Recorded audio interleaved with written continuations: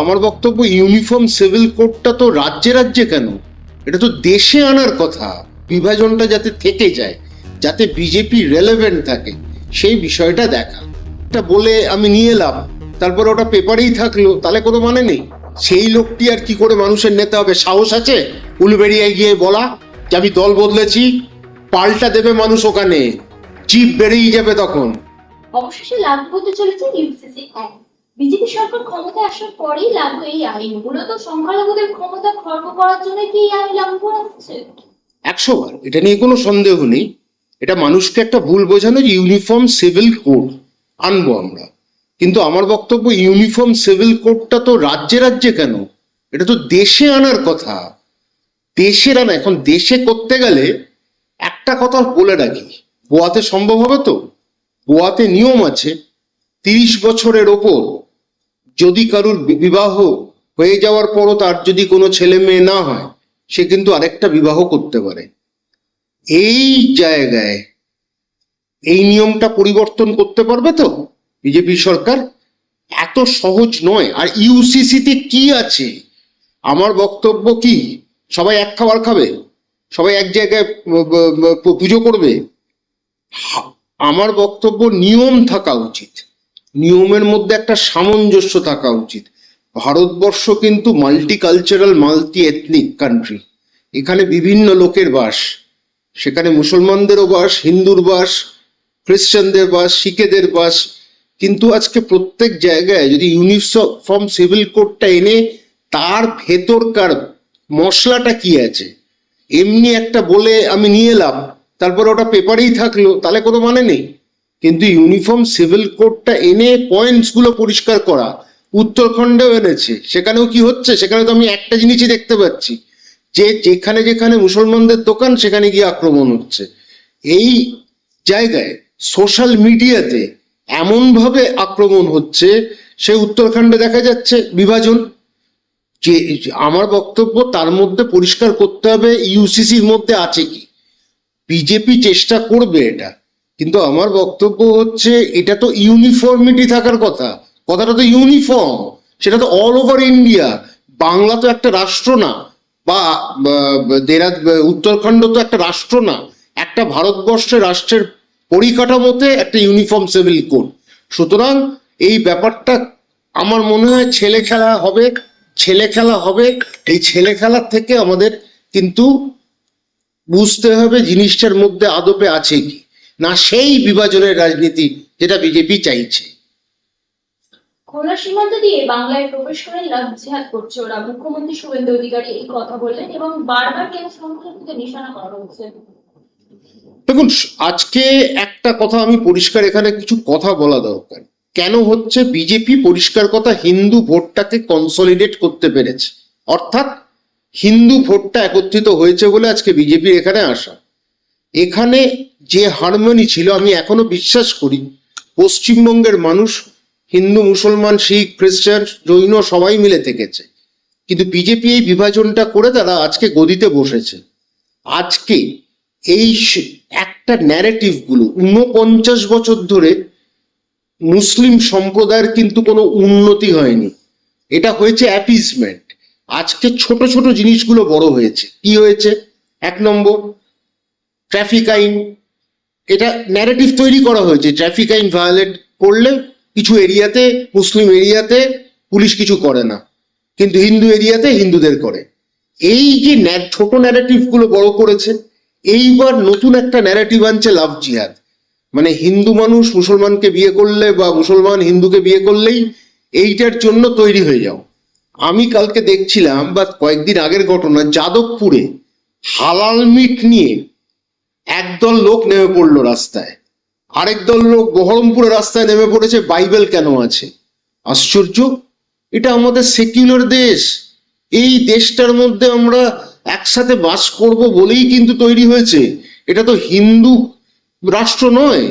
আজকে এটা এই লাভ জিহাদ করে আর কিছু না, হিন্দু লোকেদেরকে মধ্যে একটা উস্কানিমূলক বিষয়টা তৈরি, বিতর্ক তৈরি করা 1 নম্বর।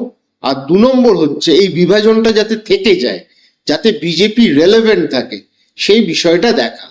কিন্তু একটা কথা আমি আবার বলবো, 34 বছর বাম শাসন এই অ্যাপিজমেন্ট গুলো করেছে, তার জন্য আজকে খেসারত দিতে হচ্ছে। 15 বছরের তৃণমূল জামানাও একই ঘটনা, এই খেসারত দিতে হয়েছে বলে আজকে মানুষের পুঞ্জীভূত ক্ষোভটা বেরিয়ে এসছে বিজেপিকে ভোট দিয়ে। আর বিজেপি এই সুযোগটা আরো নেবে যে হিন্দু ভোটটাকে একেবারে পোলারাইজ করার জন্য এবং স্ট্রেংথেন করার জন্য।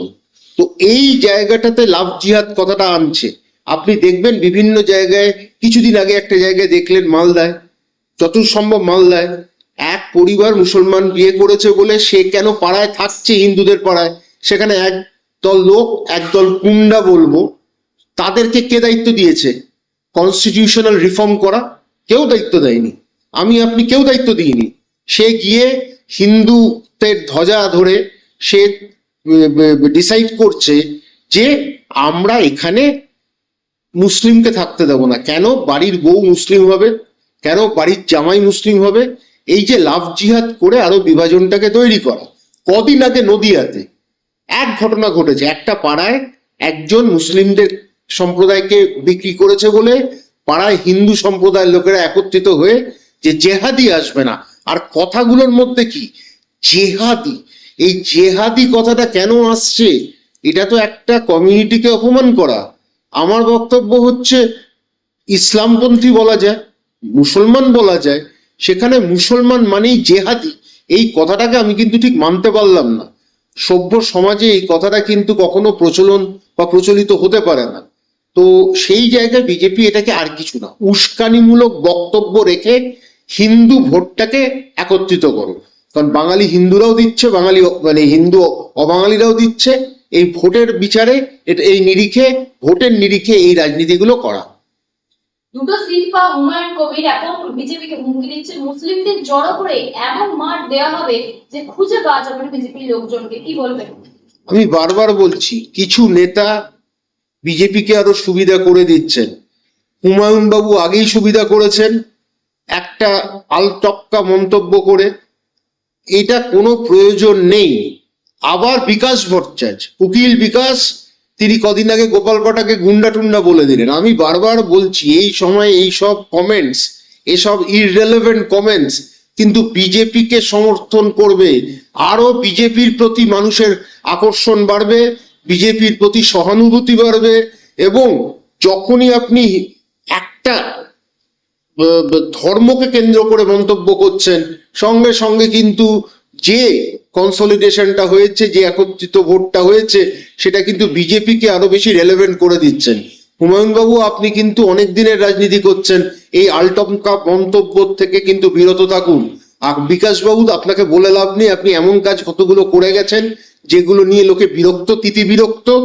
আপনি যদি এরকম পাগলের প্রলাপ বলতে থাকেন তাহলে কিন্তু বিজেপিকে সাহায্য করছেন, অগোচরে আপনি কিন্তু বিজেপিকে সমর্থন করে যাচ্ছেন। এই মন্তব্যগুলো থেকে আপনারা শিক্ষিত ব্যক্তি, আপনাদের একটা সমাজে জায়গা আছে, সেখানে এইসব আলটপকা মন্তব্য করে নষ্ট করছেন নিজেদেরকে একটা জাস্ট ক্লাউন হিসেবে প্রমাণ করছেন। বিধানসভায় বিরোধী কণ্ঠ হিসেবে কাকে দেখছেন, কুণাল ঘোষ না ঋতু? কেন আর আমাকে যারা যারা যারা জিভ বার করে তাদের নিয়ে আর কেন আলোচনা করি? কখনো জিভটা বার করেন, এখন লালায় পড়ছে যে কত কিছু পেতে পারেন। আর উনি তো একসময় ভালোবাসা দেখিয়েছেন ফেসবুকে জিভ বার করে। সেই লোকটি আর কি করে মানুষের নেতা হবে? সাহস আছে উলুবেড়িয়ায় গিয়ে বলা যে আমি দল বদলেছি? পাল্টা দেবে মানুষ ওখানে, জিভ বেরিয়ে যাবে তখন। আমার বক্তব্য হচ্ছে, কুণাল ঘোষের বক্তব্য অনেক বেশি পড়াশুনো করে বলছেন, ভালো বলছেন, এবং বিতর্কে যেগুলোর মধ্যে পার্টিসিপেট করছেন, অংশগ্রহণ করছেন, কুণাল বাবুর বক্তব্য যথেষ্ট ভালো। ওই কবিতা বলে মার্কস হয়ে, রবীন্দ্রনাথের কবিতা বলে সারা লোকসভায় উনি ঘুরে বেরিয়েছেন পার্লামেন্টে। এখানে লোক শুনতে চাইবে না, এখানে লোক একটাই বলবে, বেঈমানের মুখে কোনো কথা শুনতে চাই না। আমার বক্তব্য, উনি উলুবেড়িয়াতে একবার পূর্ব উলুবেড়িয়াতে গিয়ে ওনার বক্তব্যটা দিক, তারপর মানুষ কিরকম পাল্টা ডিম ছোড়ে না বেগুন ছোড়ে না কলা ছোড়ে, কলা ছোবড়া ছোড়ে, সেটা দেখা যাবে। 5 জন কর্মী এলো 21শে জুলাই হবে বলছেন মমতা। তৃণমূলের 21শে জুলাই কি একমাত্র ভূমিধারণের মূল লক্ষ্য ধরে গেলেন? তৃণমূলের ঘুরে দাঁড়ানোর যথেষ্ট জায়গা আছে, এটা নিয়ে কোনো সন্দেহ নেই। আজ 5 জন কেন, তৃণমূলে 5 জন নেই, অনেক বেশি আছে। মানুষ আস্তে আস্তে বিজেপি কি সেটা বুঝতে পারবে, কারণ হকাররা বুঝতে পারছেন তাদের সরিয়ে দেওয়া হয়েছে, বুলডোজার দিয়ে কি হচ্ছে। সাধারণ মানুষ এবার আস্তে আস্তে বুঝতে পারবেন বিজেপিটা হচ্ছে বানিয়ার দল, এটা বারবার বলি, নাথানি গাথানির দল।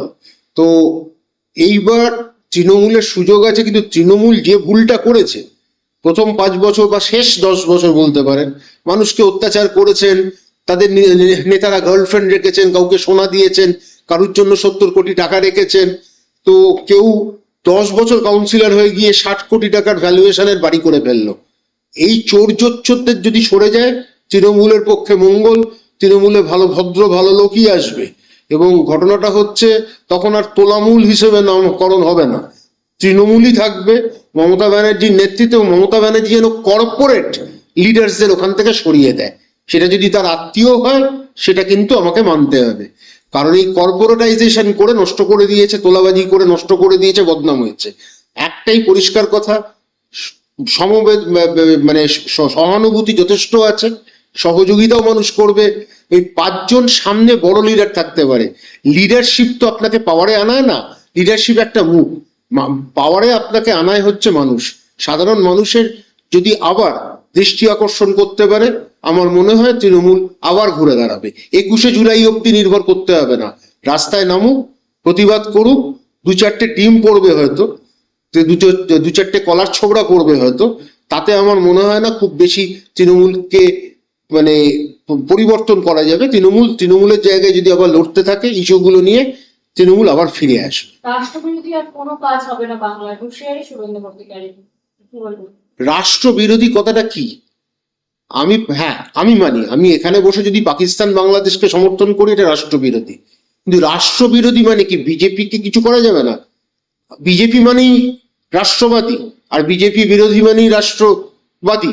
এইটা যদি ডেফিনেশন হয় তাহলে আমি বলবো এটা কোনো সেন্সেবল পলিটিক্স নয়, politics of the lowest order. এরকম আননেসেসারি কমেন্টস করে আমার মনে হয় মানুষকে আপনি অপমান করছেন, সাধারণ বাঙালিকে আপনি অপমান করছেন, সাধারণ বাংলার মানুষকে অপমান করছেন। এর থেকে সরে দাঁড়ান, এই মন্তব্যগুলো করবেন না। রাষ্ট্রের ব্যাপারে দেশকে আমরা সবাই ভালোবাসি, আমি বাঙালি, আমি নিশ্চয়ই ভারতীয়, আমি দেশকে ভালোবাসি। সবাই যারা আপনারা আছেন দেশকে ভালোবাসেন, সে হিন্দু হোক, সে মুসলমান হোক, সে শিখ হোক, সে জৈন হোক, সে বৌদ্ধ হোক, সে কিন্তু দেশকে ভালোবাসে। ভারতবর্ষ তার কাছে সব থেকে কাছের। এইরকম রাষ্ট্রবাদী রাষ্ট্রবিরোধী এইসব কথাগুলো বললে কোনো মানে আসে না। আমার মনে হয় এর থেকে সরে আসা ভালো।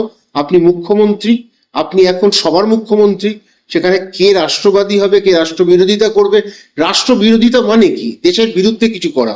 কিন্তু আপনার নীতিকে যদি কেউ সমালোচনা করে সেটা কিন্তু রাষ্ট্রবিরোধিতা নয়। সুতরাং আমার বক্তব্য স্পষ্ট, এইসব বক্তব্য থেকে আপনার জায়গা, আপনার চেয়ার থেকে আপনি সরে এসে মন্তব্য এগুলো না করলেই পারেন। মানুষকে এইভাবে ছোট করে দেখানো উচিত নয়। পুশব্যাককে সমর্থন করে বিধানসভায় বক্তব্য রাখলেন মোস্তাফিজুর রহমান। পুশব্যাককে এখন মুস্তাফিজুর রহমান পুশব্যাককে নিয়ে বলেছেন, এটা খুব হাস্যকর। বামপন্থীরা তাহলে কিভাবে দ্বিখণ্ডিত? কেউ পুশব্যাকের বিরুদ্ধে চিৎকার করছেন, আবার উনি সমর্থন করে বসলেন। তার মানে আমার বক্তব্য, হ্যাঁ, তাকে যদি প্রমাণ করা হয় সে বাংলাদেশ থেকে এসছে, তার ভারতবর্ষের কোনো নথি নেই, কোনো ডকুমেন্টস নেই, সে বাইরে, প্রথম কথা রোহিঙ্গা পাওয়া গেল না, সেখানে পুশব্যাক করুক, সেটা বাংলাদেশের সাথে আলোচনা করে, একটা নিয়ম আছে।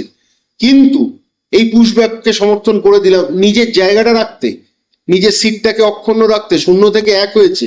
এই যে বক্তব্যকে মুস্তাফিজুর রহমান কেন বলেছেন, কি বলেছেন, আমার মনে হয় এটা আরো ডিটেলস ওনার বলা উচিত। এবং দেশের নাগরিককে সেইটা প্রমাণ করা দরকার। এই এসআইআর করে রোহিঙ্গা চিৎকার করে বা মানুষকে বেনাগরিক করার একটা প্রচেষ্টা। এবং আমি শিওর, একেবারে আই এম কোয়াইট শিওর যে এরপরে এনআরসি আর সিএ এটাও আপকামিং প্ল্যান, সেটা বিজেপির হবে। সে কিন্তু আমার বক্তব্য, কোনো মানুষকে এরকম পুশব্যাক করাটা ইনহিউম্যান অ্যাপ্রোচ, সেটা দরকার নেই। মুস্তাফিজুর বাবু, আপনি এমনি আপনাদের 34 বছরের দল বাংলাটাকে শেষ করেছেন, এখন আলটপকা মন্তব্য করছেন, যাদবপুরে গিয়ে নাটক করছেন হকার উচ্ছেদে। 88 সালের যে নিয়মটা দিয়েছিল সুপ্রিম কোর্টে হকারদের একটা পুনর্ব্যবস্থা করা, 88 থেকে 2011-তে আপনারা ঘুমিয়েছিলেন। You are soporific, you are sleeping, আপনারা ঘুমিয়েছিলেন। তারপরে সে নাটক দেখাচ্ছেন যাদবপুরের মাঝরাত্রে। আপনারা নাটক ভালো করেন কারণ আপনাদের নাট্য ব্যক্তিত্ব অনেকে ছিল, তাদের কাছ থেকে নাটক করেছেন। এই নাটক করে পশ্চিমবঙ্গকে ধ্বংস করেছেন বামেরা, এবং বাম নকশাল এরা এক, সব বাংলাকে নষ্ট করেছে। আর এখন বক বক করছে আর ভুলভাল পুশব্যাকের জন্য সমর্থন করছেন নিজের সিটটাকে রাখার জন্য। বামেরা সর্বনাশ করেছে পশ্চিমবঙ্গে।